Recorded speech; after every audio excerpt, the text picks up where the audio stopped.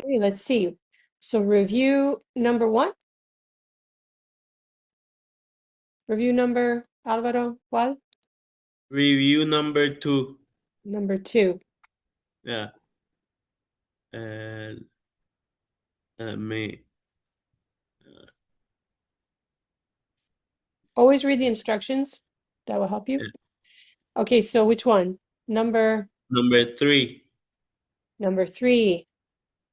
If the inflation rate is positive, will the expected NPV of an investment project be understated or overstated if real cash flows are mistakenly discounted by the nominal discount rate? All right, so so what are we supposed to do? We're supposed to take the real cash flows with the real rate. What is the difference between the nominal rate and the real rate? Which one is bigger? So we got to go back to the notes. Let me show you here.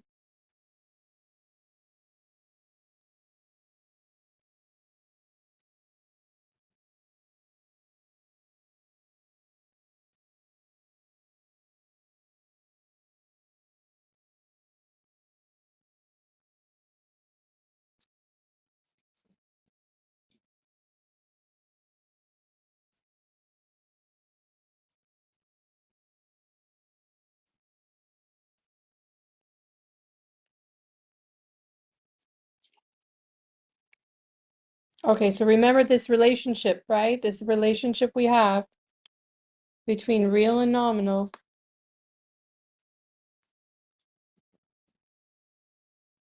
This one. So, which one is bigger, the real rate or the nominal rate with inflation? Nominal. Right. So, if we use the nominal interest rate instead of the real one, what's going to happen to the values? Okay, so let's remember that. Because I'm gonna go back to the original screen. So the nominal one is bigger than it's supposed to be.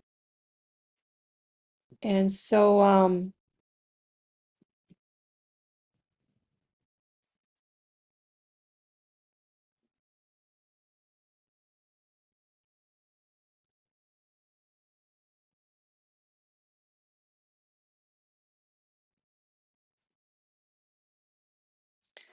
so if we're dividing by a larger number than we're supposed to, what happens to NPV?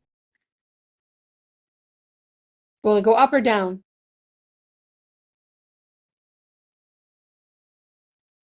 Up. If we divide, because the discount rate is in the denominator, remember? So if we divide by a bigger number, what's going to happen to NPV? NPV will become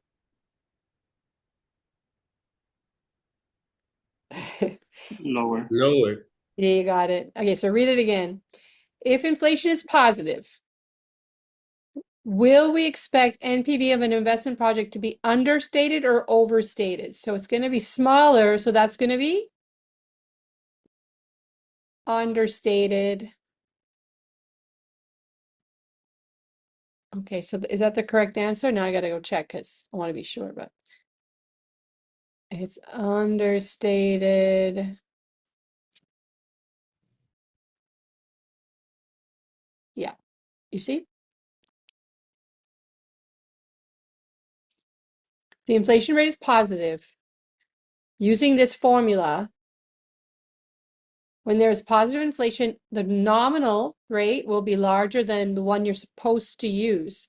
So you're going to then, the value we are discounting by will be too large, and the resulting present value of future cash flows will be too small, and therefore won't sufficiently offset the initial cost of the investment as it would have if R was used. Anyway, it will be NPV basically will be too small than it should be. Got it? Two Got it. questions. So when the inflation is negative, then it will be overstated.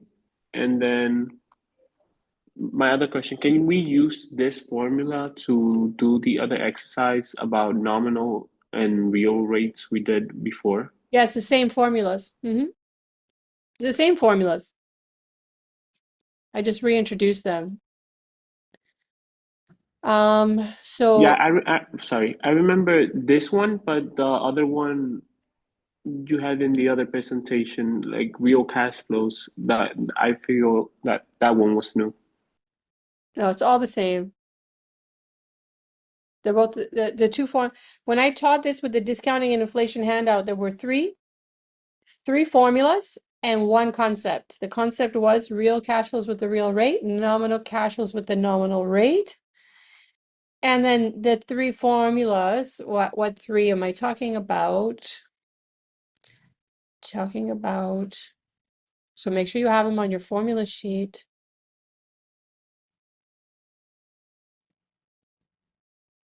This is like your first one. So that's real to nominal with inflation.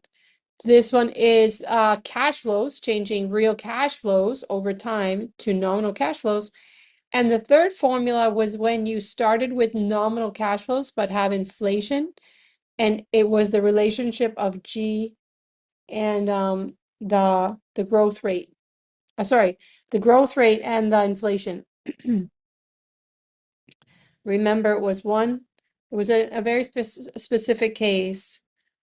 1 over 1 plus G. I'm doing this wrong.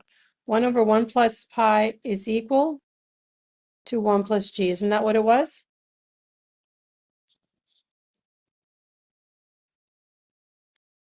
If you guys look back and remember. So those are the three formulas. It's the same. It's the same. And you asked if inflation is negative. We don't really, basically it's either 0 or positive. I think that's what they were getting at. We don't usually deal with negative inflation. But yeah, they're saying it's non-zero is what they're trying to say. David, got it? So it means that there's something here. That's the main point. Okay, so other questions, otra preguntas, and then I will do one of the cases. You can ask me which one you want me to do, and we can finish it. If we don't finish in the time, I'll just continue and I'll put up the video if you have to go, because I have actually the other class after, but if I think I can finish it before the class is done. I have to pick one that's can be finished before the class is over.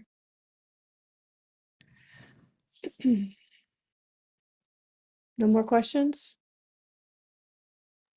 So Teacher, because this is a financing project, that's why the real rate is smaller than the nominal rate. If it would be,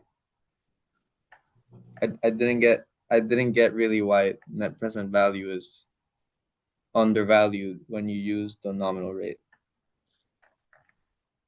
It's because we're using this number instead of this number. And this number here, this value here will be bigger than this number because we take this and then we make it like bigger. No matter what, 1 plus something, if pi is not 0, Rn will be bigger than Rr. Like, okay, if this term didn't exist, if pi was 0, what would happen? If pi was 0, they would be the same. It wouldn't matter if you use the real or the nominal. But now, since pi is bigger than 0, the nominal rate will be bigger. So you're dividing by a number that's bigger than it should be, because you're supposed to use this one. Nicholas, is that better explanation? That's why. You're dividing by a bigger number than you should. When you divide by a bigger number, when you discount each of those, the formulas, when you discount, you're dividing by a bigger number in the denominator than you should have. So then the overall NPV will be smaller. Think about it. We can talk about it again later, but that's basically it. So teacher, and another question. how in the quiz that we're gonna take, uh, how could there be a how could the questions be like, for example, Oh, you mean on Tuesday, on most of Monday? On Monday, the quiz. I'll give you a yeah, case. I'll give you a case. I'll give you a case on Monday. So you have to evaluate the three parts. So you have to practice the case. It's a good question. What am I giving you? I'm giving you a case. That's why I want to do one with you. I mean, you have many here, but it's better to do it at, one or two in person. So the difference with the cases in the notes is I don't make a table. The only tables I make is the depreciation table, and the networking capital table if necessary. This one, okay, this one I made a table. So when did I make a table? When don't I make a table in income? I make a table when they're mixed cash flows. You see, these are all different numbers. But in most of the exercises, I give you cases where I round the numbers and say, $10 million revenue, $5 million expenses. Like it's just always the same. When they're different, you have to make a table. If it's um a pattern, you don't have to. Anyway, and the So time we have to do those cases is 20 minutes, right? I could give you 45. I think I said 45. Can't remember. I think I said 45. 45 minutes should be enough. At the beginning of the class, I'll take your questions and then we'll finish like a half an hour of questions, 40 minutes of questions, and then yeah, I think that's enough. For half an hour of questions, and then I'll give you the case. David. so for the test, we'll mostly be dealing with annuity formulas like we did on for the Yeah, previous yeah, because exercise. I don't like tables. I really don't. I don't like, as it's hard to, if you make a mistake in one cell, it ruins everything. It drives me crazy. And with the formulas, I can see where you made the mistake. Here, it's going to be harder for me to see and grade. So it's more for me. Well, anyway, I think it's for you too. Let's reinforce your knowledge of the formula. Okay, who else? Any more questions? I want to do the first one. Did you follow the first one, Alvaro? You did the first one, Yeah. and no questions about it? Nope. Okay, well then let's see. Let's do another one then. This one was. You tell me which one, if you did more than that. Which one would you like me to do, or we can do together? And let's see if we can finish in, an hour. We have an hour if we start now. So which one should we do?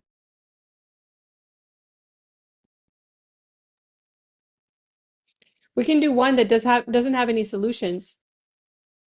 Hmm. Oh, I think they all have solutions.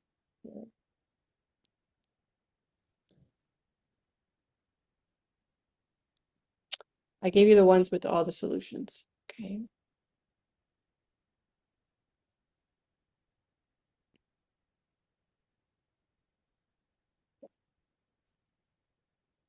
I feel like not doing a super long one.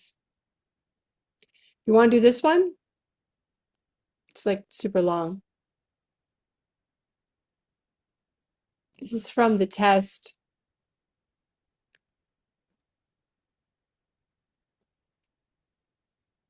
I think I got it from here. March 15. No, November 6th. November 6th. Okay. You guys are not telling me. Do you want to do that? November 6th? I don't know why it says November 6th. It's written. I don't mind doing it as long as Alvarado hasn't done it, so everybody has to like first try. Yeah. I'm good with it. You don't mind? Nope. Yeah, I'm just confused what I did here. Okay, wait. This says March 16 and it says March 15. March 16. And this one says this is part 2. March 16, March 22. Which one did I open, you guys? Oh, this one here. That's the one I opened. Okay, so this is the first test, November 6th. I should put a date on it. Okay, let me download it.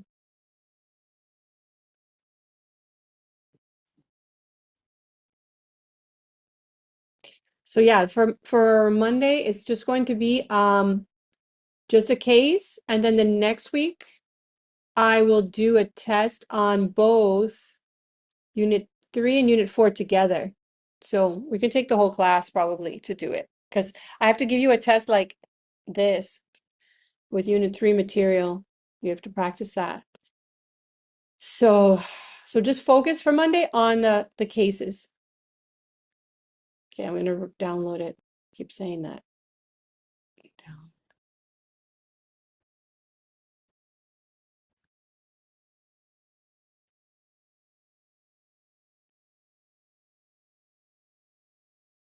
So it's called Old Exam.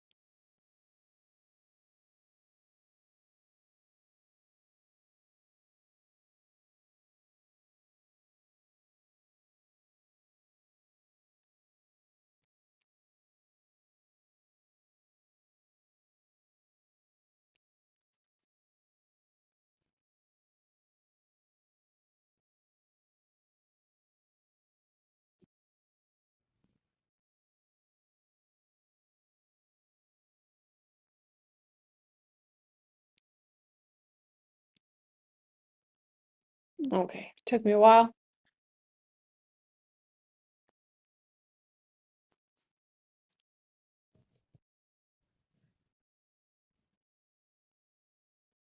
So you get an idea. I gave it 8 points for it. Sometimes I leave it open for you to answer. Hold on. So the people who just came new, I recommend you guys join with the video, because you pay more attention when you're on video. Less distracted. But that's to you for this time. When I'm gone in April, I'm going to expect you to be on video. So just letting you know. Today I'm more relaxed about it. Okay, so you see that. So sometimes I leave it blank like this. And then sometimes I can ask you piece by piece to answer. Like I asked you for income, I asked you for things separate. Like in the first exercise, the first review, I give you instructions, somewhat of instructions. Anyway, here I leave it open. So let's get organized. Let's read the case. Let's color it. As I did in class, we used green for income, blue for investment, and yellow for tax shield, or purple. I use purple.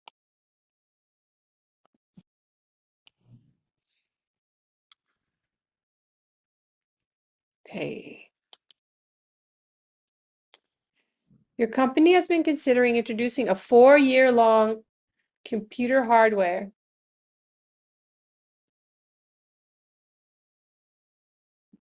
Oh, there's a typo here. That's right. I remember this now. So I'll erase that. Erase that. Sorry. It's typo.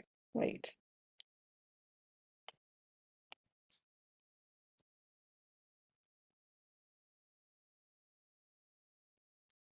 Okay, so this was from 2022. And so I say on January 1st, 2023, Glass Incorporated is considering implementing a recently developed recycling process named EnviroClean.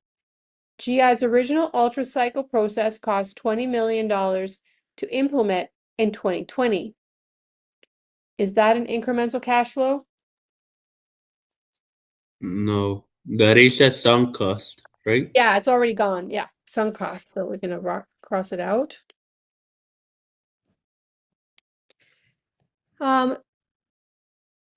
In the old UltraCycle process, glass is crushed, melted, and then recycled into new glass products. In the proposed EnviroClean process, crushing the glass is unnecessary. Using new technology in EnviroClean process, glass is directly melted and then recycled into new glass products. Given some similarities in the two processes, it is estimated that 10% of the cost of the original UltraCycle process is attributed to the cost of developing the proposed EnviroClean process. Is that an incremental cost?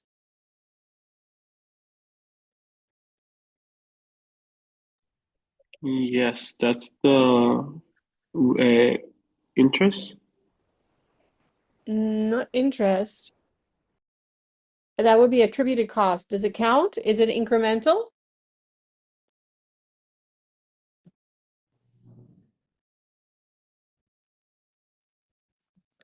Think about it.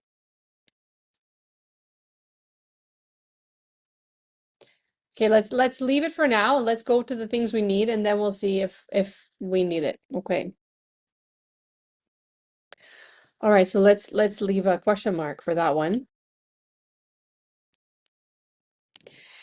As a financial assistant with Glass Inc., you have been asked by the Glass Inc. CFO to provide her with the information she needs to decide whether or not to take on the proposed EnviroClean project.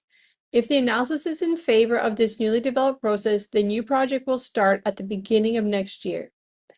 Given the rapid development in recycling technology, it is anticipated that the EnviroClean process will be viable for 5 years. So we're going to circle that.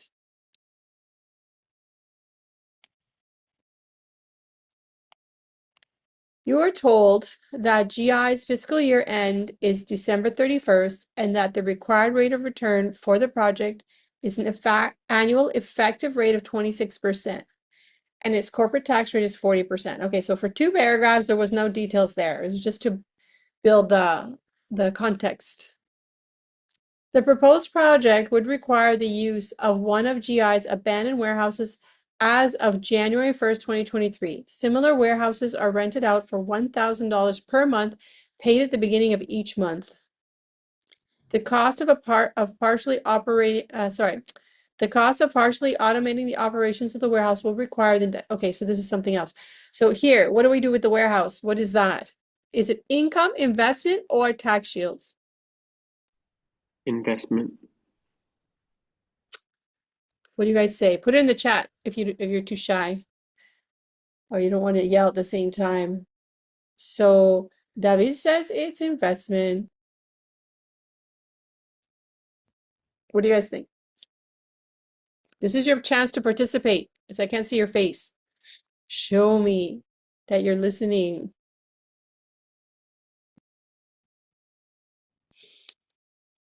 Make a guess. No guesses? So the abandoned, Is I think it's an investment. that's investment.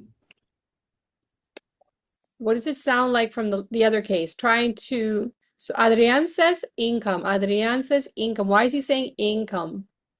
That's the gates on the airplanes.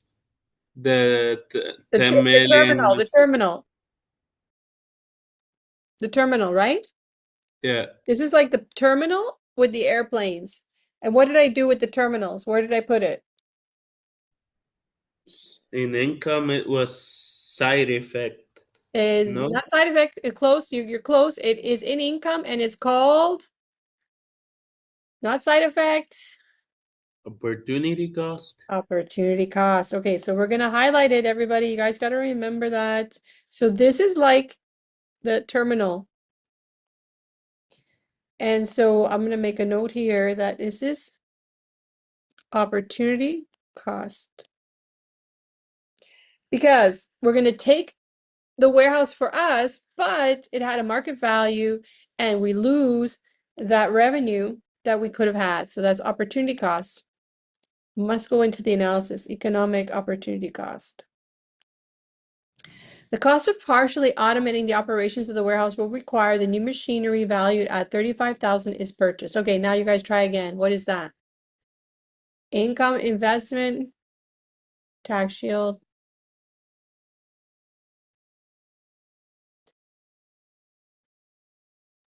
Investment. Right, so this is like the planes, right? This is the initial outlay. So let's highlight that. Blue, right? Blue for investment. And then we say the machinery will be depreciated using the 7-year depreciation schedule. Upon completion of the proposed project, the new machinery will be sold for, okay, so all of this, there's a resale value, and it'll be sold for the undepreciated cost of capital. So you need to get the book value and, well, you don't need it, but you're going to be having no tax treatment because you're going to be able to sell it for exactly the book value. So that's important. So that's going to be more like the the case that we did in class. I wanted it to be different so we could practice that, but hopefully maybe we'll finish this quickly and then we'll do another one. All right, so that is going to be in purple because that's all about the tax shield, 7 years. And then the sale value is sold for the UCC.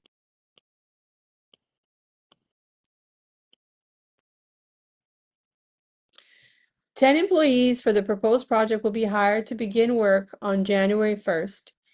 Each will work 170 hours per month. They will be paid at the end of every month at a wage of $15 per hour for the duration of the project. That should be 15, not 15 like 1,000, 15. Given the current labor shortage, this wage will certainly impact wages of workers currently employed in other operations of the firm. Okay, let's first talk about this. $15 per hour. What is that? Income, investment, tax shields. That's income. It's income because it's going to be an expense of doing business, right? So let's highlight it as expense.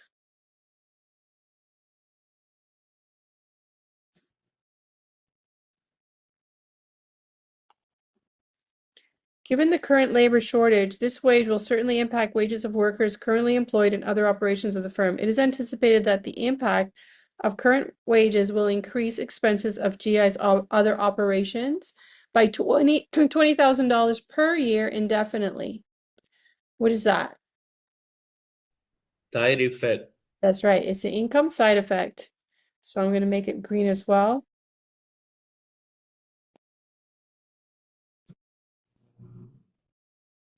So we're going to write down that that's, so this one is, oops,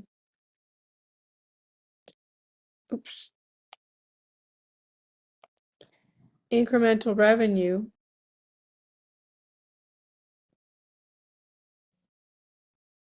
Or incremental expense. And this one is also incremental expense. This one is also incremental cost. And this one is called the tax shield.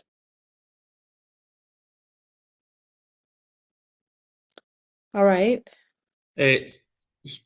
Sorry, but what was the difference? How could I see the difference of opportunity cost versus side effect? Yeah, so the side effect, I didn't write side effect. So side effect, can somebody tell them the answer? We talked about this. How do we know the difference? It is something that happens because we took action in the project. We took action that affects another project in the firm. So if we identify all of the operations distinct projects, then yeah, we've impacted See how it says here, given the current labor shortage, this wage will certainly impact wages of workers currently employed in other operations. So that's a side effect. It's affecting the other operations. So this is the side effect of this project on the others. So that's the terminology, exactly. We're going to treat them the same. We're going to put them both in income, but they derive from different reasons.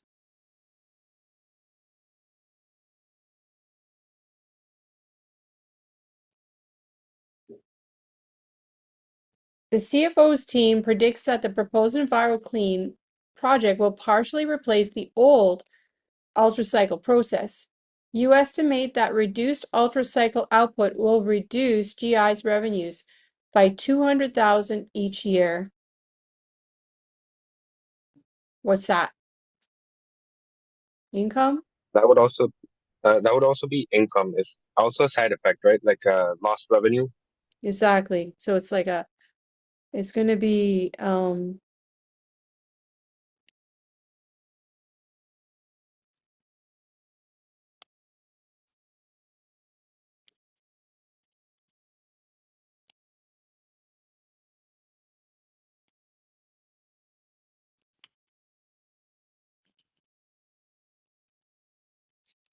then you're certain that the new products will increase revenues by 550. So we're still above water because we're going to make 550,000. We're going to lose 200,000. So that's also income. All this is income.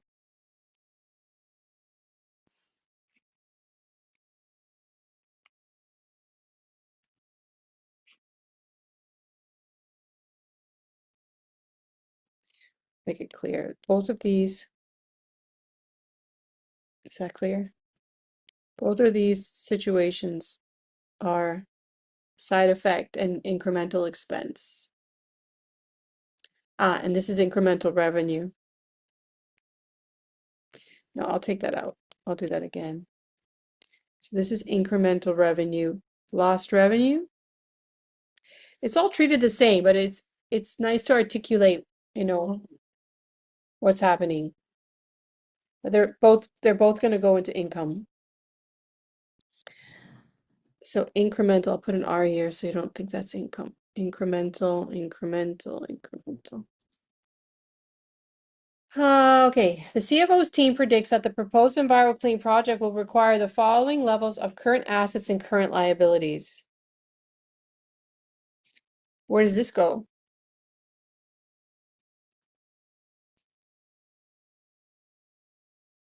Investment income or tax shields? That's investment. No? Yes, that's investment. That's investment in net working capital. We have to summarize the table.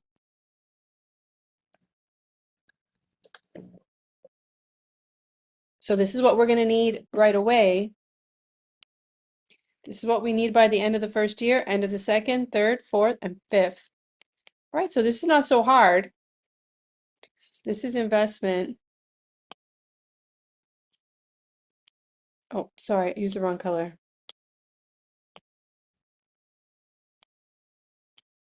Ah,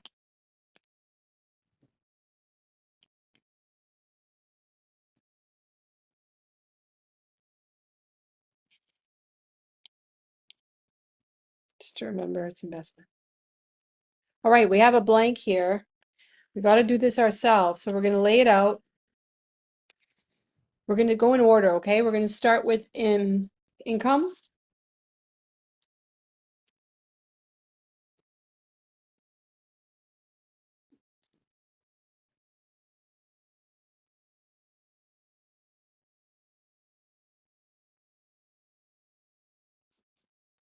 What about the 26% and the 40 corporate tax? This information, we're going to use that information, yeah.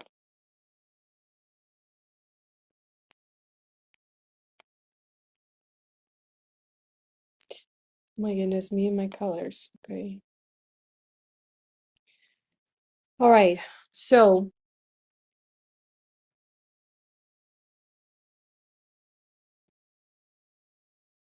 Just going back to our question mark, do you guys realize this is not part of the incremental costs? Because this is, again, part of sunk cost. Okay. So we're not going to include it.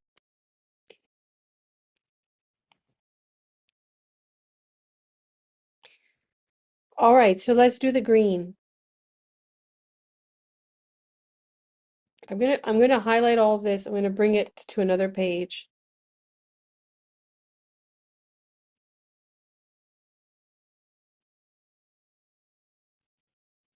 Wait a second.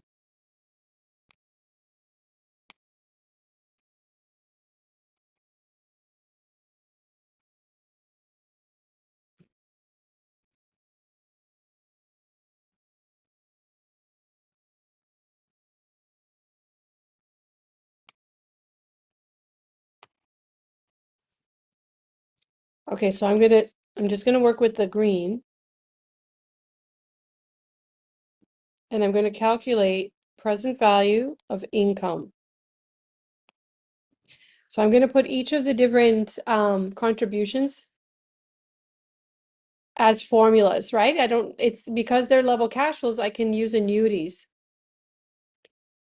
First of all, we have, okay, let's just go in order. It's easier just to go in order of what we've been presented. So first, it's going to be the opportunity cost.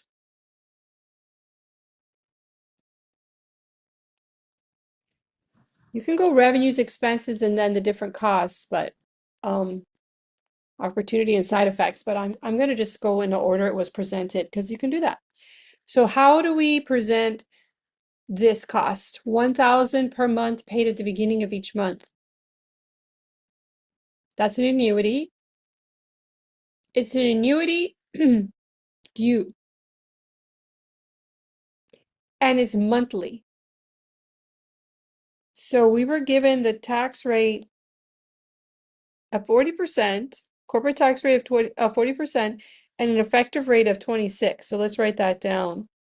So the required rate of return, like RI for this problem, why am I forgetting? 26% exactly, okay.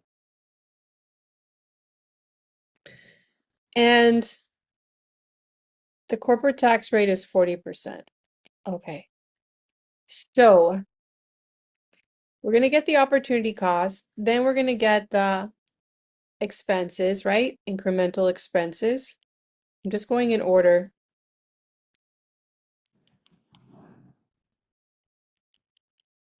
And then we're going to put the incremental expense of the side effect. And then the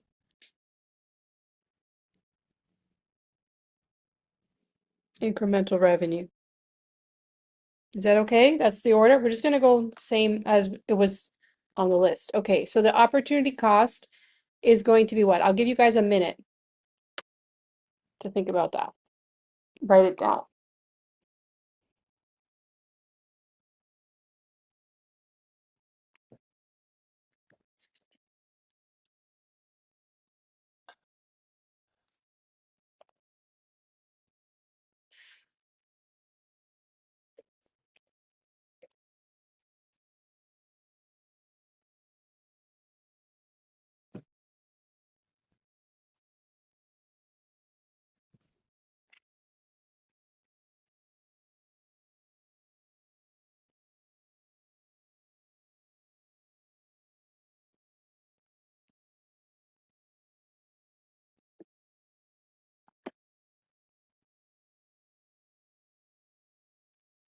$15,120.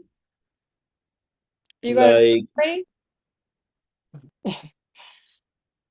what? Sorry. You have a number already? Yeah, I think. Oh no, sorry. I just Okay. did a part of all it. So the first thing is to realize that we need to convert our rate. We need the monthly rate because this is an annual effective. This is EPR. Sorry, EAR. So convert to monthly. So we have or given EAR, we need EPR 1 over 12. What is the relationship between EAR and EPR 1 over 12? 1 year is equal to 12 months.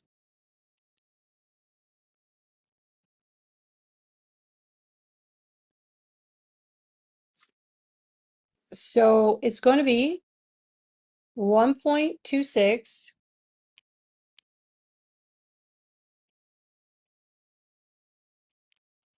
partition into 12 in the powers minus 1 is equal to the rate that we need for our formula. And you need to store that. You guys cannot escape Unit 1 and Unit 2, you see? You still got to learn all that stuff. Okay, so get me that rate. So step 1, timing of payments.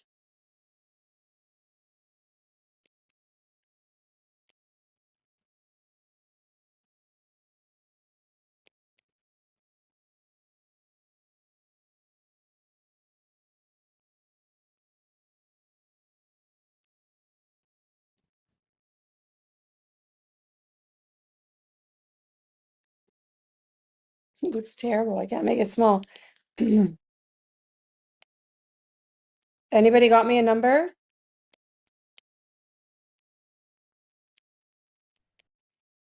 $12.25%. If you guys don't make the calculations, I'm going to lose you very quickly. You guys got to work on this. Even if you don't completely understand, at least try and punch it in, because otherwise it's going to be just wasting your time. You're not going to know what's going on. All right, let me move this out of the way because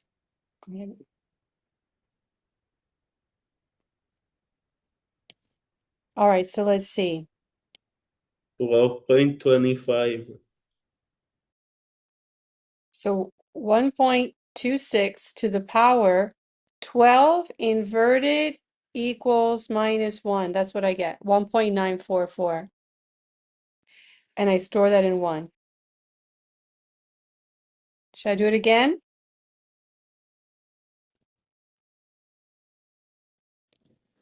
You want to see it again?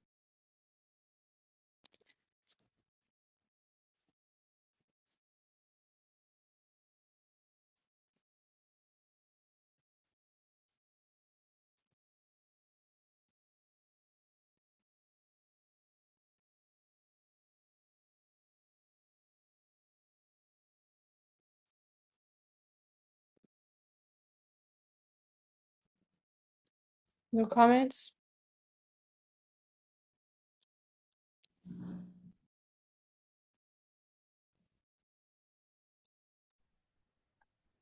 So that we'll put that in the annuity formula to get That's the right. opportunity Well, we have cost to, yeah, we're gonna have to multiply it by 100, but that's the by number. 100. Yeah, 199,445. And I got 35,231.90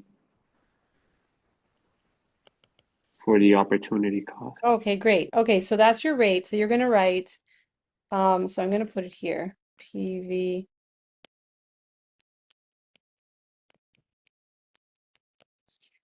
Okay, so we're gonna put the opportunity cost is going to be $1,000 annuity per month paid at the beginning of the month. Remember, we have to have the annuity due formula, so I gotta write it with the 1,000 in immediately, and then the rate. I can write EPR 112 here, or just I'll write it like this, and then 1 over 1 plus EPR 112 to the power of 1 less, right? So how many months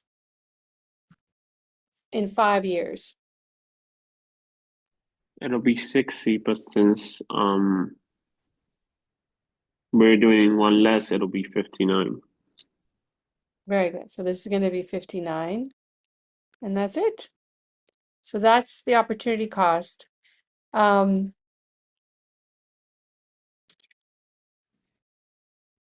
you're going to put in the calculator. So what are we going to do? Let's change the calculator to begin mode. I'm going to do begin mode just because it's easier. I risk forgetting to add that every time. So I'm going to put the calculator in begin mode.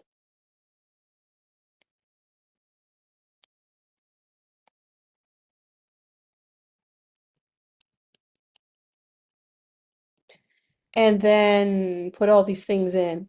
So it's going to be 60. When you put it in the begin mode, you don't have to use 59. You use 60. You treat it like it's the usual one into N.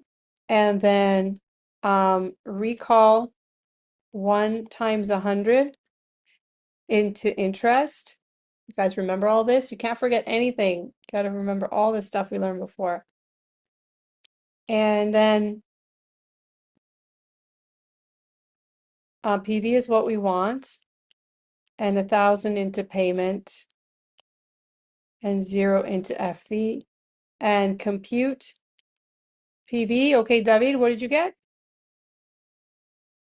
I had to fix it because I forgot to read at the beginning of the month, but now Yeah. I have 35,917. So 35,000. How much? 900 and 26. 917.02. Okay, so then we're going to store that as well. That's going to be stored in number 2. Just because I don't want to, I want to be able to have all my store values that I can check all my work later. Okay, so, all right, anybody want to review that? Let me plug it in. I'm going to plug it in to make sure. So I need to take this value, multiply it by 100, and put it in interest. I'm going to put 60 into here. I'm going to put 1,000 into here, 0 in here, and I have to tell the tell the calculator to compute for begin mode. Second, begin, second set. So that'll be in begin mode. You can see the letters BGN at the top, and then I can just say compute. Sorry, compute PV. That's what you told me? I think it looks familiar. Yeah. Yes. And now if you store it, there's going to show more decimal places, but just store it with all the decimal places. All right, we took care of a lot of things there. And so basically cases are just a bunch of annuity problems together. You're applying them now. Now you're using that. They're not problems in themselves. They're being used like a tool to help you solve cases. What is missing in my calculation? I'm missing something. What am I missing?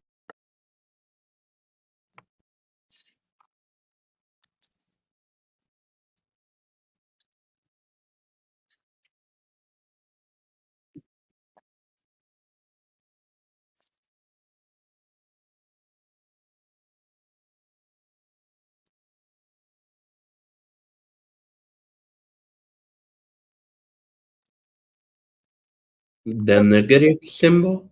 No, okay. Well, no, that's yes, he's right. He's right. We are missing a negative because it's going to be an opportunity cost. So I'm going to put let me move it over.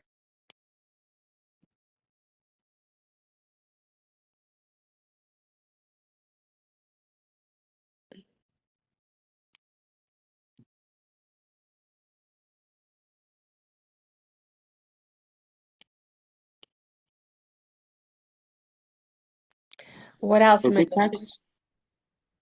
That's right. So I need to take this, but after tax.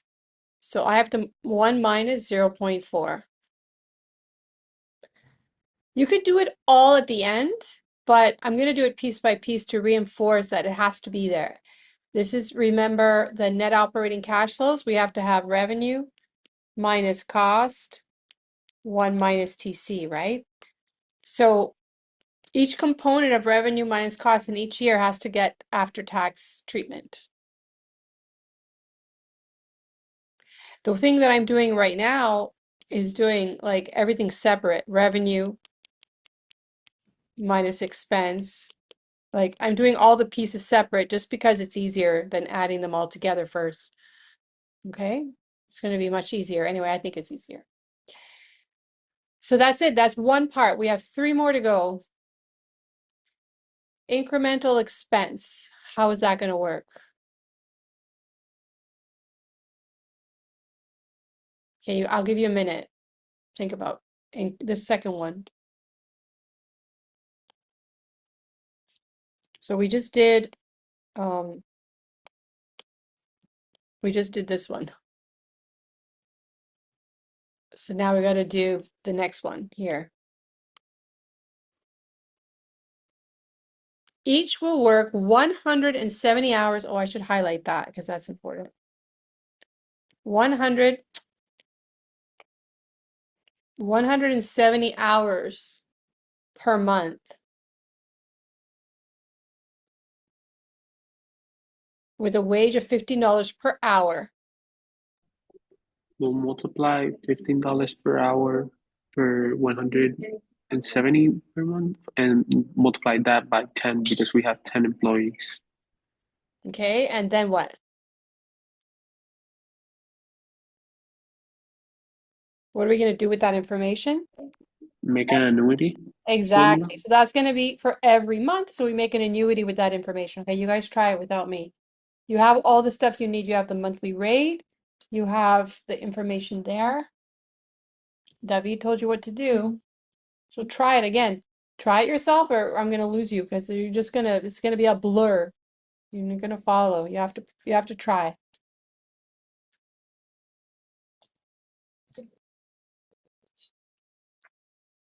So I'm pretty sure we're not going to finish this together. So what I'm going to do is after you guys leave, anyway, you can stay if you want. If you have to go, you're going to leave. But what I'm going to do is invite the other class and finish it with the other class. I'll pause the video for a bit and then finish this with the other class so you'll have the video complete.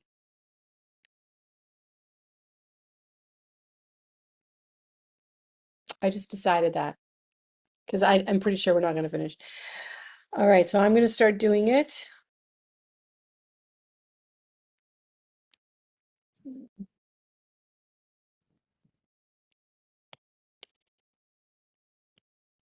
And this has a negative in front, as Alvaro mentioned. Opportunity cost. Okay, incremental expense. This is also going to have a negative. So I can put that right here. And it's going to be, so I'm going to present the formula, right? It's better that way that I can mark yours too if you guys do the same. It's easier for me to grade to see all the pieces.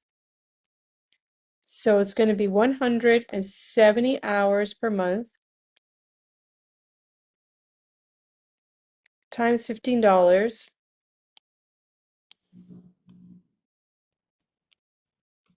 per hour.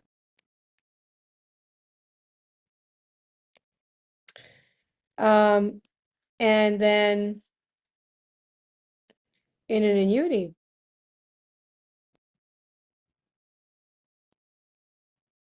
For months.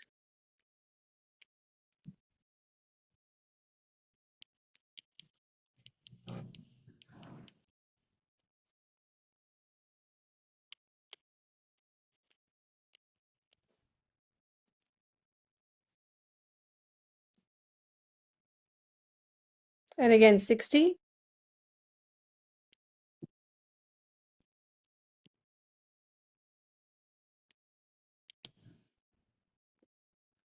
And what's missing? The tax, corporate tax. Exactly, corporate tax. What about the 10 employees though? Oh, I missed that. 1 minus, I knew I missed something else. Per hour, I didn't highlight it, did I? 10 employees, okay, that's probably why. I need to highlight the 10 employees. Times 10.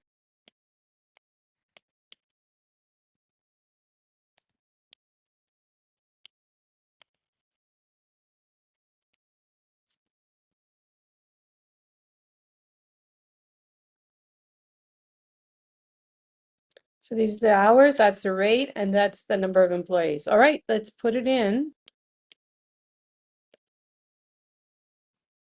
Oh, I didn't do the after tax here, but it's okay.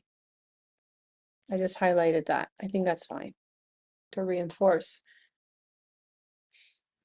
We can do it all at the end, but I wrote it down separate. So let's get this number, simplify. 170 times 15 times 10.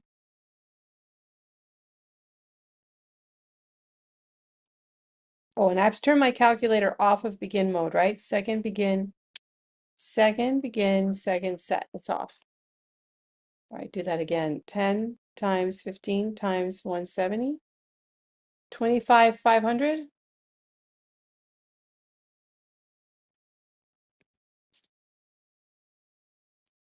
So that's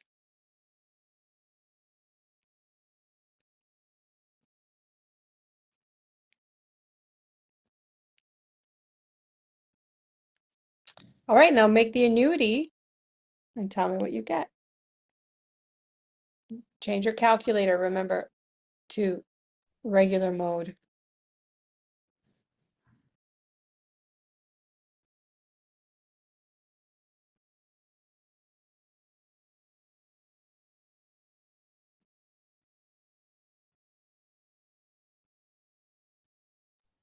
I got 500 negative 539,000 and 48.10.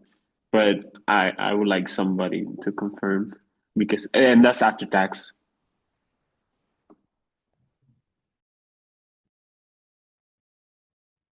So 60 interest is the same one. Recall 1 times 100. Okay, and then I compute PV. Is that it?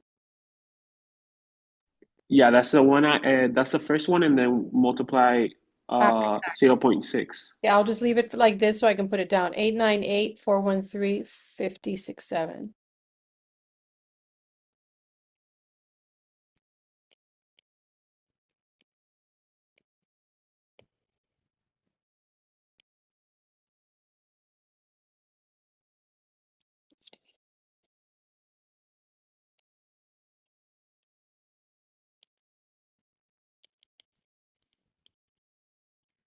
And store 3.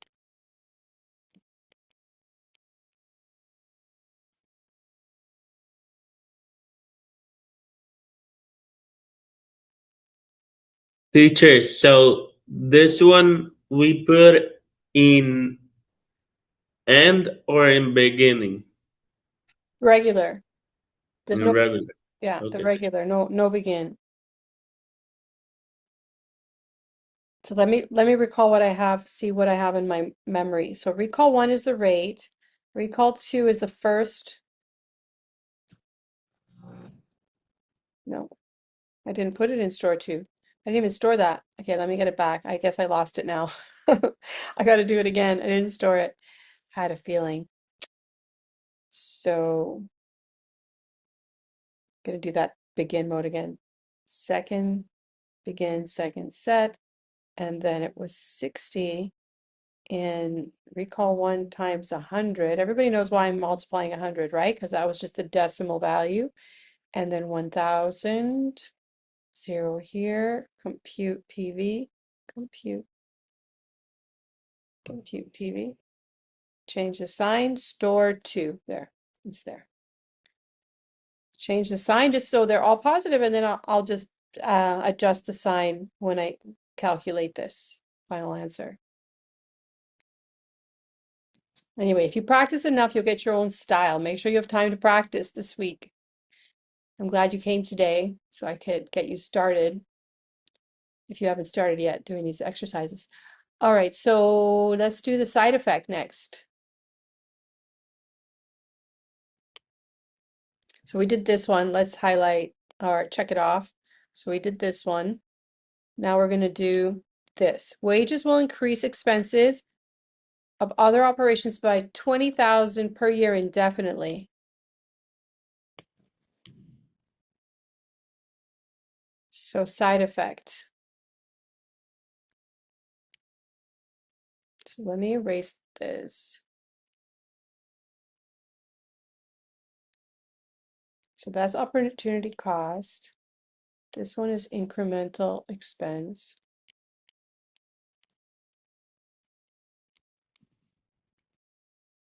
The next one is incremental expense side effect. Okay, so I'll just call it side effect. So let's do the side effect.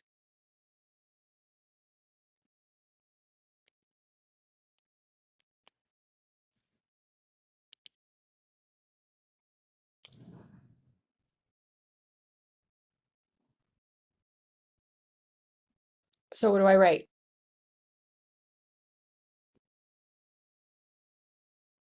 What's 280,000 per year indefinitely? What formula do I use? Perpetuity. A perpetuity formula, and that is 20,000 per year indefinitely. So it's per year. Which rate do I use? The original one, right? Because it's per year, not month. So be careful. We're switching back to years. And then what's missing? Corporate tax. And then the corporate tax, right? So I just got to put that. So that's easy if you know what you're doing. And I'm going to put a negative in front. So those two things, the sign and the tax. Okay, let's calculate it. I'm going to calculate it without the tax because I think I'm just going to put the tax at the end of everything.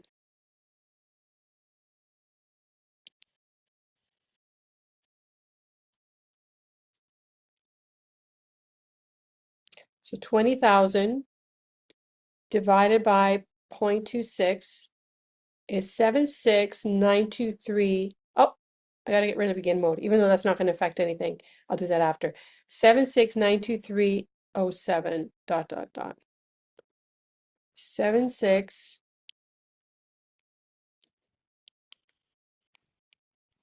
923.07 dot dot dot, and that's it. It's just that. So that's going to be store 4.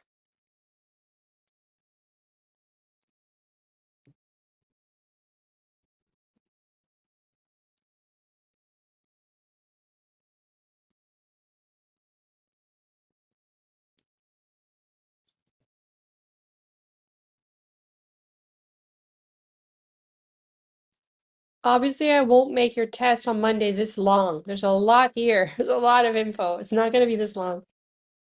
It'll have all the components, or it'll address the components 1, 2, and 3, but we spent a whole class on income.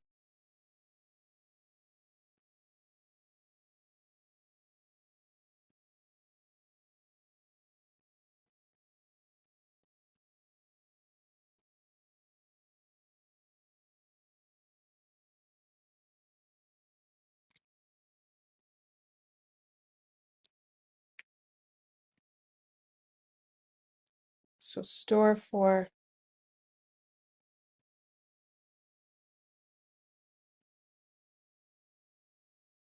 Second begin, second set.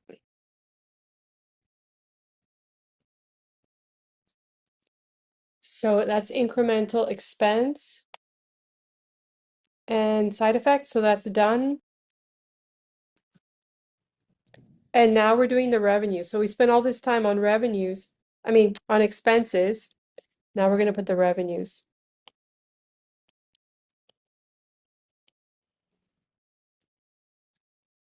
So incremental revenues.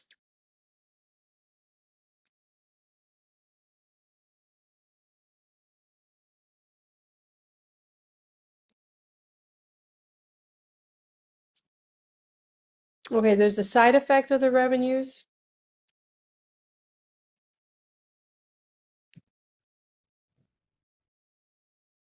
This also has a side effect in it.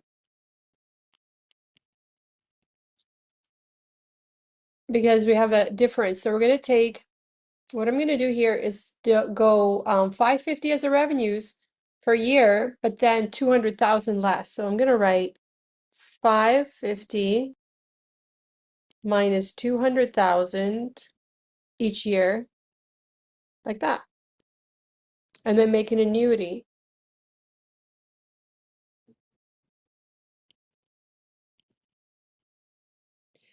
And the year rate is 26. So 1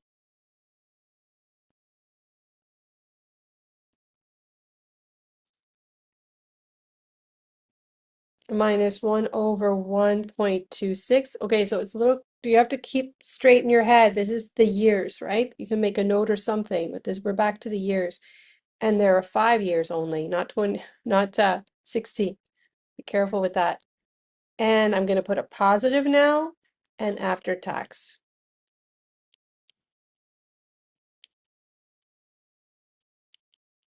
So you could put 1 minus 0.4 or just 0.6 because you keep a fraction, right, after tax. All right, so let's put this in our calculator. 550 minus 200 leaves 350.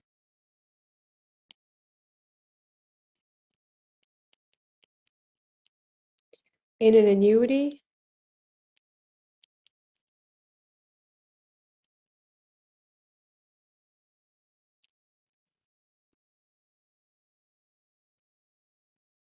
what do you get?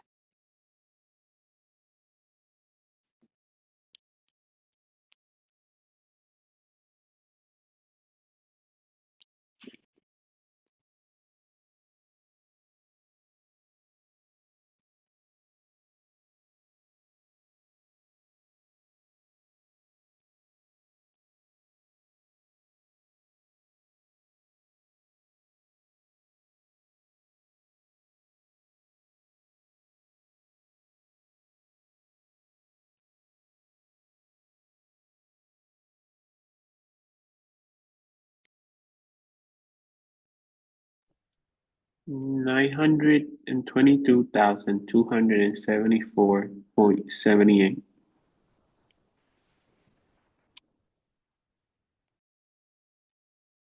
Yeah, I'm going to check. So 350. So I'm back in regular mode for 5 years at 26%, 350,000, 0 in FE, compute PV. 922,274,7781. Very good. I'm not going to round it. I'm going to put it in storage. So I'm going to write 77 ... store 5. All right, so we're going to finalize this. I mean, we only have 10 storage spots and we already used half of them. Let's try and just have one storage for each of the next 2 parts. All right, so now we're going to add them together using our recall buttons. And then at the end, I'm going to multiply by 0.6. Okay, so these are all subtracted. These are all negatives. This is the only positive one. So first I have to store this in 5. So I'm going to make it a positive store 5. All right, so we have recall 2 plus recall 3 plus recall 4. Now that's all negative. I'm going to change the sign. Plus recall 5, and I get that. It's a negative, which is really important. We're losing on this study. If I did it right, let's check. Back. Okay, so this one was negative. So maybe I'll put the negatives down here now just so I'm not confused. So this is a negative. This should be a negative, and this will be a negative, and that one will be a positive. Okay. So if we look at it, yeah, if you just look at the numbers, this is almost 900,000, almost wipes out the revenues. And these are both negative. So it's going to be a negative income project, but we still have to check if the tax shields justify the project. So we have to complete the whole analysis. Should I do it again? So recall, because I still have to do the taxes. Okay, so recall 2 plus recall.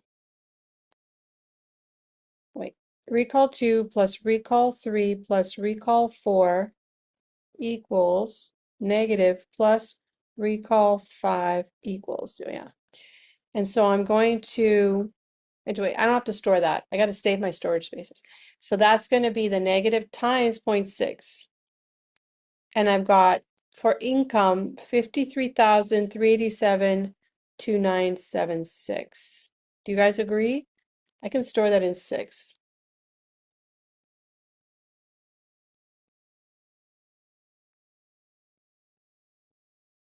So present value income, I'm going to write it here to stay organized. So part 1, present value income is equal to, and I stored it in 6. It's clearly this takes practice, okay? It's not so straightforward. 53,387,29. At this point, you could round it up to 30, but I'm going to keep using the storage keys, so I'll just keep using, I'll be consistent and keep using the storage keys. But at this point, you see the decimals might change from my results if you stayed the same all along. So I will keep the storage keys going. 53,387,29.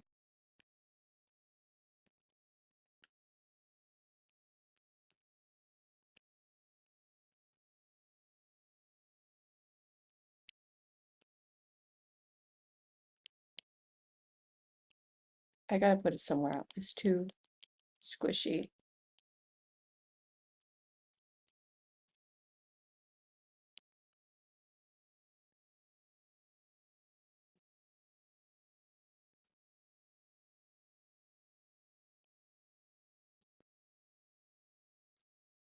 Store 6. And it's a negative, very important. Okay, guys, that's the class. I'm going to pause the video and see if I can get the students caught up and then finish this and put the recording up on Moodle for you. Any questions for me right now? Teacher, the PV income didn't uh, doesn't match mine. Okay. I don't- David, did you get mine or a different one? My calculator deleted the mem, so since I was writing them down, I was able to do it, but I had to round down, and it still gave me your answer. Okay, so Alvaro, what do you think? Where did you go wrong? Okay, well, after, so I put it all in and then I times by 0.6. Did you multiply by 0.6? Al I final? multiplied each one by 0.6 instead of all It should the, give you the same answer though. yeah. Uh, So double check. I'm just going with David because I mean, recall 2 plus recall 3 plus recall 4. They were all negative, so I made it negative plus recall 5. I keep getting it. yeah, maybe it was because the recall of the last one didn't. Okay, here, check Uh, the numbers. Okay, so recall 2, that's the first one. let me check. Recall. Uh, uh, let me. Let's do recall 3, Yeah. recall 4, Okay. Let me. Yeah. Recall 4. recall 5. There we go. I think the error was in recall 5. So recall 5 was this one. Yeah, 922, this one here. That was the annuity. The annuity with 350,000, 26 is interest rate and 5 years. Just be careful. Try that again. Oh, I see. Did you do 60? No, I see. Yeah. Okay. It's not easy. Sorry. I'm not saying it's easy. You just have to practice. And there was a lot in there. The next part will be to make the two tables. You have to make this table, and then you have to make the depreciation table. And I think the rest is straightforward, actually, but I will do the recording. So I'm going to pause the video and wait for the others, unless you guys have questions, more questions for me. You guys can stay too. If you don't have nowhere to go, you can stay with the other class.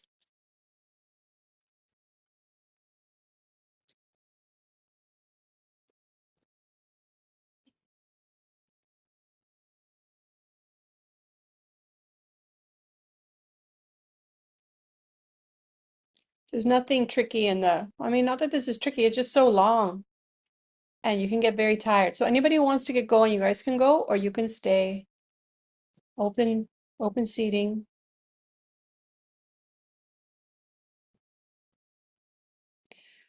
And happy Easter. Have a beautiful weekend. Gracias, igual. Gracias, Valeria. Have fun at See Gracias. you. the place. Good. Happy Easter.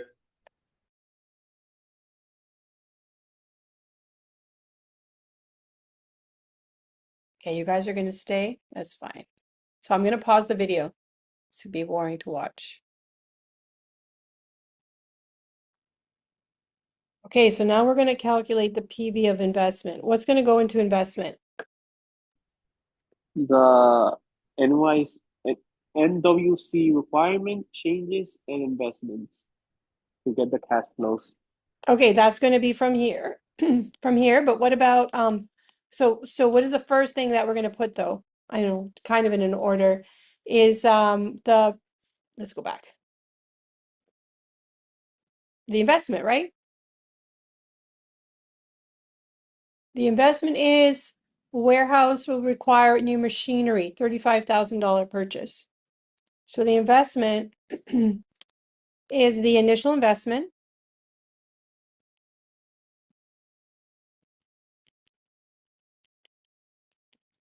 And then we're going to put we can put the networking capital investment cash flows. And then what?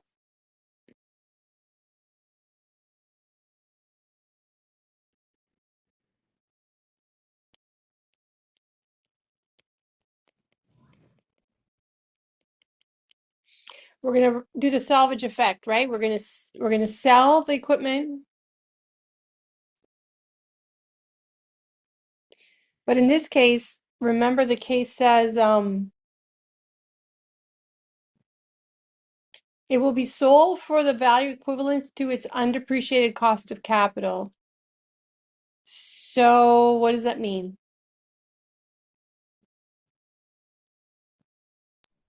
It will be sold at the book value. It's going to be sold the book value. So let's just include the formula here for the salvage effect so that we don't forget. So we want to get the PV of all of this here. That's what we're going to do. Okay, so the initial investment was how much?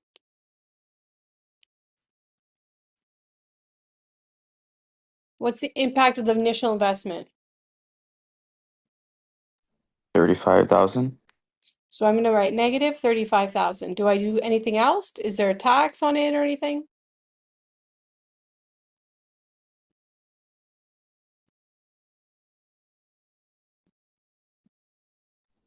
No.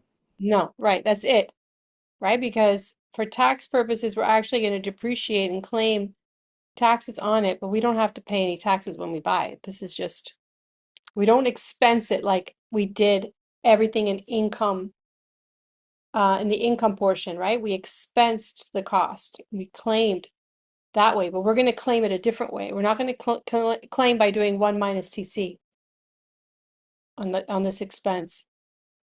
This is an investment, and we're going to claim depreciation through taxes or through the IRS. All right, so that's done. So now we got to get this. So Caleb, you were telling me, let's take inventory plus cash plus account receivable minus accounts payable minus taxes payable. And what do you get? Let's put all the values down here.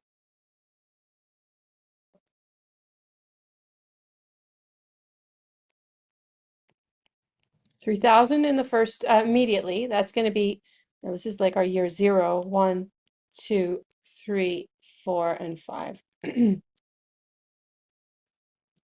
And then the next year,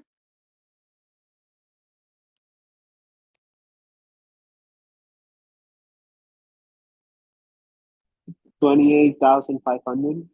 No, wait, no, that's the required. yeah, just the first step. Yeah, Okay, 28,500. 31,500. Like this. No, 31,500. Okay. Everyone agree? Yes. Okay, next one. 32,000.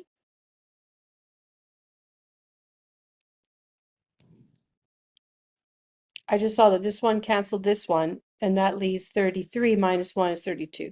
I kind of cheated. Well, not cheated. I just looked at the numbers canceling rather than add them all up. Okay, so this one is going to be 38, and 2 of those cancel, so 40.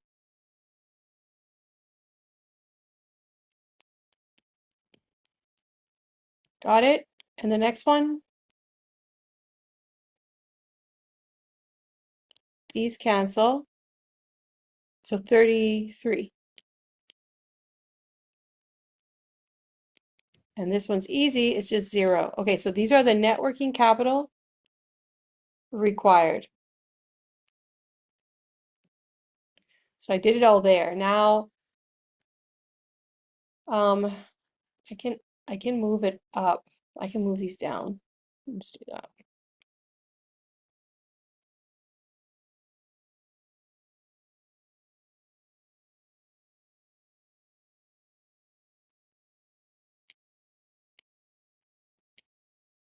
Yeah, I can erase. I can.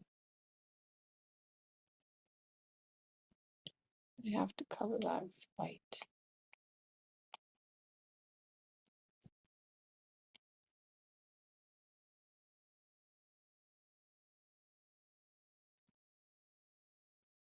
Okay, so now we're going to do the changes.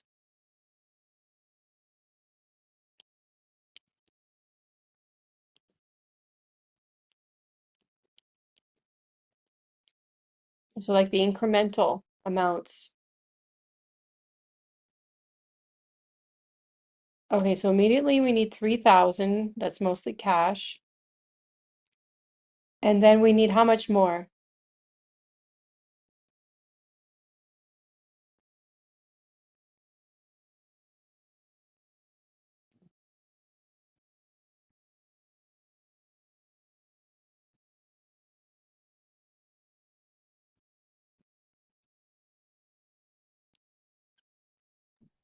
$28,500. How much? 28,500. Okay, perfect. And then next, 500? No, what did I do here? Yeah, 500. And the next one. So what I'm doing for people who still don't know, I have to take the new year minus the year before to see how much more. So this is 8,000. And now this one is smaller than that year.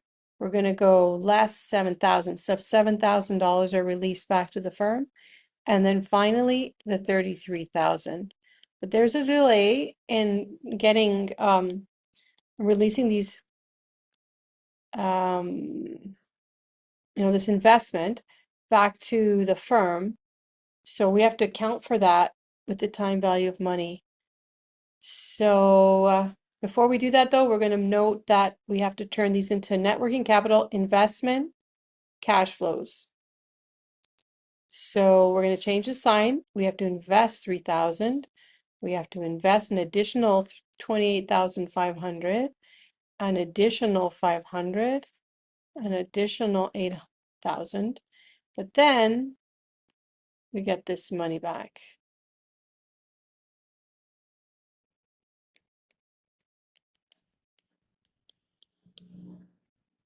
Okay, so we're going to put those into an NPV type expression here for networking capital. So we're going to write negative 3,000. You could put these in the CF keys actually too. I'll make it easier. Well, I'm going to write them here and then. So that 3,000 doesn't have any discounting, right? Because it's initial. The next one is going to have discounting, 28,500. And it's annual. So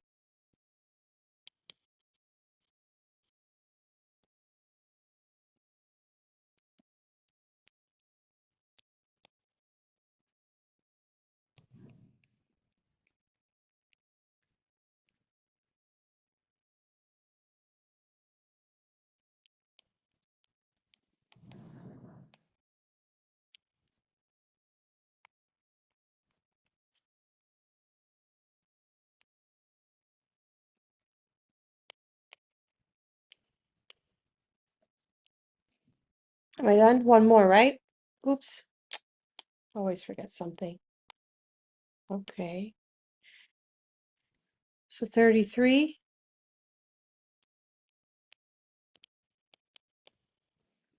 1.265. Okay. So we're going to leave that there. And now we're going to do the salvage effect. So what is the so everybody's okay with that? We'll get that. We'll calculate in a moment. I just want to write everything down first because it's really important to get it all down. So the salvage effect, if you remember the formula, it's PV salvage effect is equal to salvage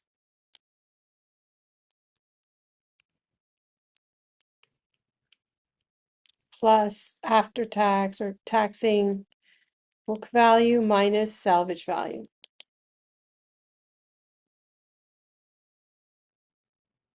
Okay, when that happens,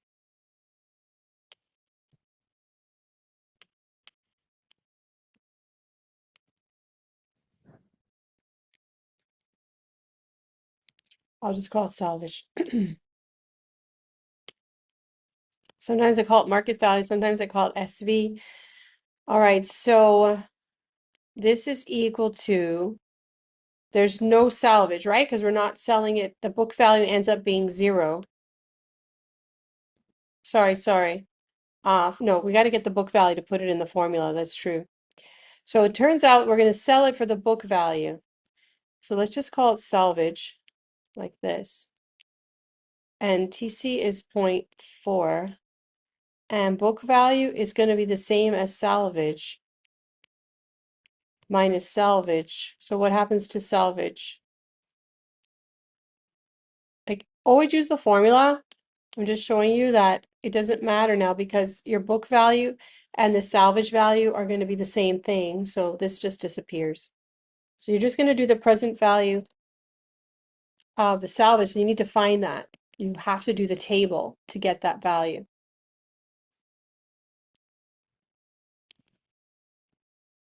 Questions about that? If that's confusing, we're going to sell it for the undepreciated cost of capital. So we need to find that to put it in the formula. That's just in this case. All right, so let's just write salvage for now as a place mark. And we can just leave all of this. Let's do the second table and then we'll finish this table. I hope that's not too confusing. For the second table, we've got to make so we got to write the table columns are year, small d, big D,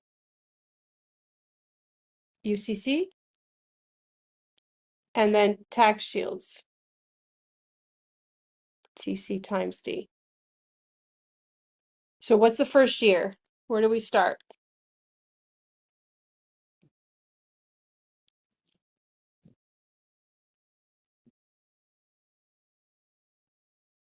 So that's the information here in purple.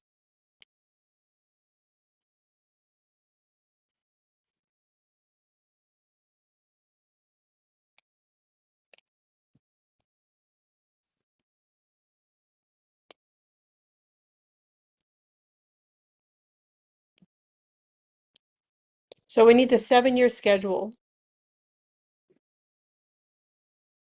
So using the document on Moodle,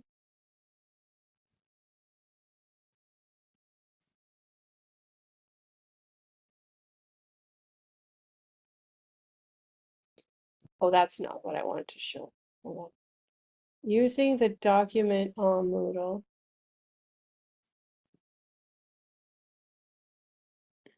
I don't have Moodle open.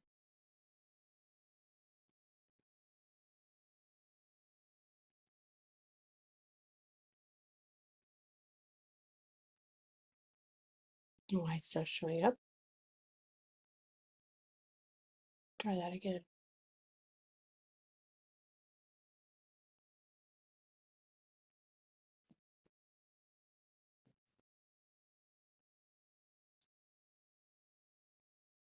Here. So at the top I have the makers table. I put this one from the IRS, but it has, I think, more decimal places. I can't remember. But they're basically the same. So we're just going to use always the one I give you, 7 years. On the IRS has one more decimal place. So to avoid having different numbers, let's use this. So the numbers are, this is the same as the UARE for electrical equipment, 0.143, 0.245, and 0.175, 0.125. We have to go 5 years, right? 0.089.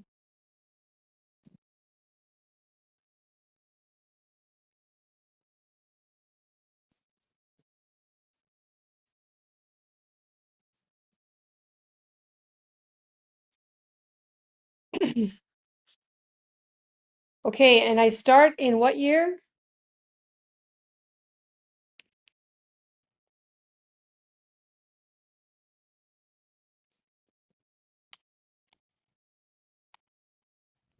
Where do I start the table? Year 1. Year 1. Why do I start in year 1? Because I need a year to pass for depreciation to happen, right? The wear and tear of the equipment. So 1, 2, 3, 4, 5. Depreciation table starts in year 1, and networking capital starts in 0 unless maybe there's nothing up front that you have to have available for managing day-to-day operations. But anyway, just to make that point. Okay, so then how do we calculate the big D? What do we do?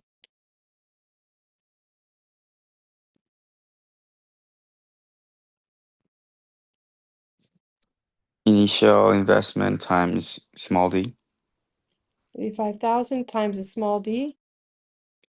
That's right. So let's do that.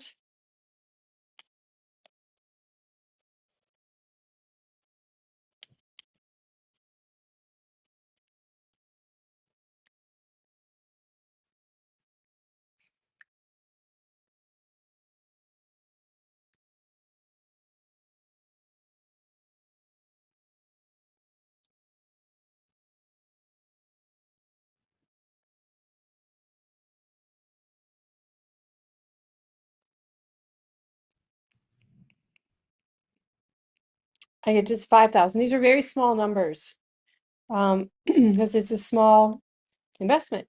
So 5,005.245 times 35,000 equals 8,575. And then 175 times 35,000 equals 6,125.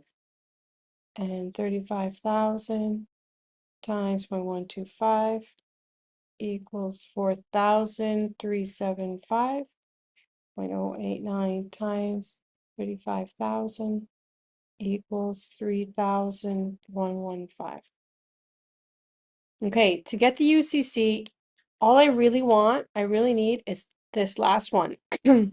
So just take 35,000 minus all of those to find it. I won't fill the whole table just because I'm running out of time. So 35,000 minus 5,005 minus 8,575 minus 6,125 minus, this is so long, 4,375 minus 3,115. And that leaves 7,805. Can you guys confirm that?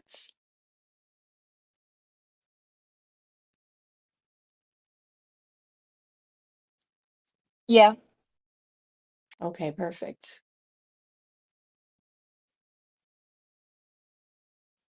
And now that's the number. Because of this, in this case, I mean, in particular, we're going to put that number there.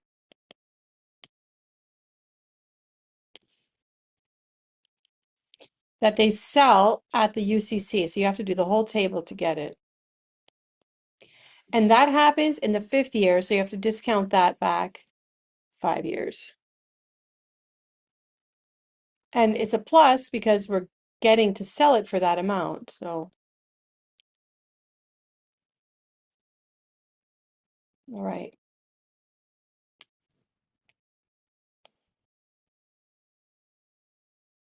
All right, so let's get the tax shields and then finish it off.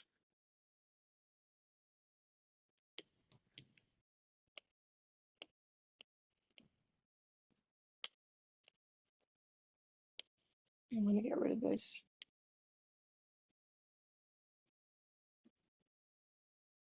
So the tax shields will be TCD. These are the tax shields.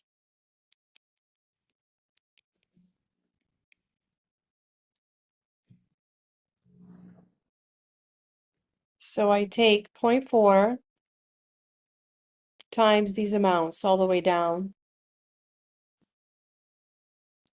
And I get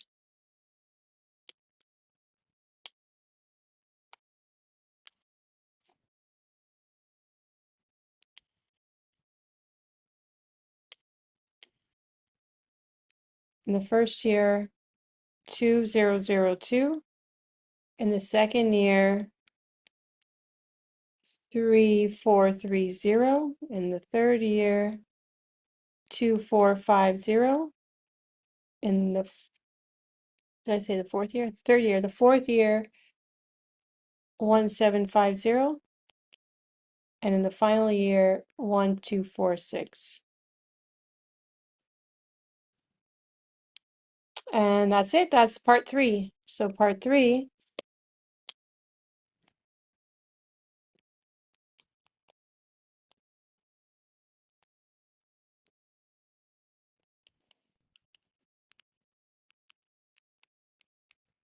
the tax savings will be 2002 discounted 1.26 one period, then 3430 discounted 1.26 two periods, plus 2450 divided by 1.26 plus 1750 divided by 1.264 and 1,246 divided by 126 to the power 5. And that's all you have to do. So you got to calculate this one using the CF keys and then subtract and add that one. And this one you can also use the CF keys, but be careful. Always remember you have to put something initially. So just put a 0 there for your keys. Okay, so you guys have the clave for that. You guys can check it. I'm not going to finish it because we're out of time. But I do want to go back to the other one. If you guys have time, I'll finish the other one right now. The one we started last class. Okay, so this is going to, you're going to see the answers to this. They're available. Any questions about this case? So the tricky part, or the one that, might have confused you, was what to do with the statement about selling for the undepreciated cost of capital. We have to go get the book value and put it here.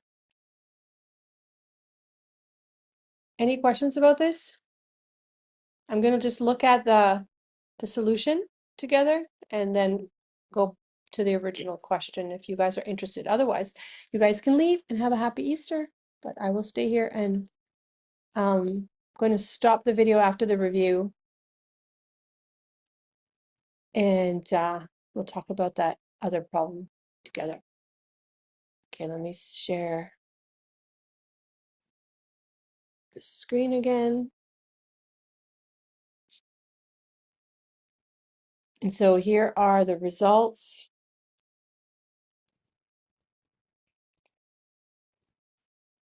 So the capital spending was 35,000 negative. Then you put the net working capital in as negative 16,000 if you put it all together in the cash flow keys. And the salvage will just be the book value discounted 5 periods, which would be this. When you put it all together, the investment is negative, like it's $49,000. So we're going deeper and deeper into the red, right? We have the investment is going to be a negative. Of course, usually investment is a negative cash flow, but unfortunately our income was also a negative cash flow. So let's see if the tax shield helps us. I don't think it's going to because these are it's a small investment and there's small savings. So we get, when we put this in the calculator, you get $6,000 and that's not enough. You end up rejecting this project. All right. Okay, so I'm going to stop for the students in the other class. I'm going to post this video and yeah, happy Easter.